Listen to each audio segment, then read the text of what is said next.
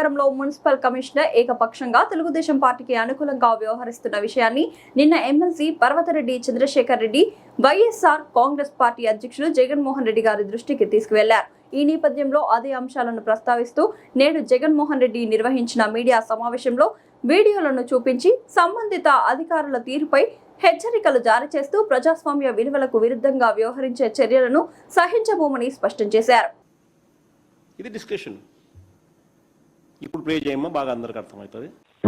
తర్వాత మనం ఏదైతే మైటీడీపీ యాప్ ఇచ్చారో సార్, ఆ యాప్ లో మీరు last time booth wise voters అంతా ఒక చోట ఉన్నట్టున్నారు సార్.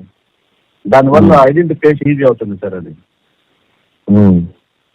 ఐడెంటిఫికేషన్ ఈజీ అవడం వల్ల త్వరగా డిస్ట్రిబ్యూట్ చేయగలుగుతున్నారు. ఎవరికైనా అలా బూత్ బియ్యాలను ప్రెసిడెంట్ వచ్చి వాళ్ళు చెప్పేస్తారు.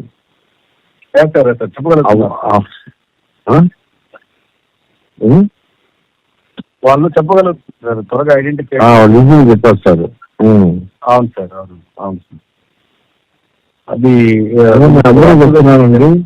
మన 14వ తేదీ ఏ మాదిరిగా మంత్రులు డైరెక్ట్గా అధికారులతో మాట్లాడి ఆదేశాలు ఇస్తూ ఉన్నారు. తెలుగుదేశం పార్టీ యాప్ వాడడము, తెలుగుదేశం పార్టీకి సంబంధించిన ఓటర్లను మాత్రం ఖచ్చితంగా నమోదు చేయించడము, వాళ్ళకు వ్యతిరేకంగా ఓట్లు వేస్తారు అనే వాళ్ళను ఓట్లు తీసేయించడము. ఈ మాదిరిగా అధికారుల దగ్గరుండి చేస్తూ ఉంటే ఏ రకంగా ఈ వ్యవస్థలు బాగుపడతాయి?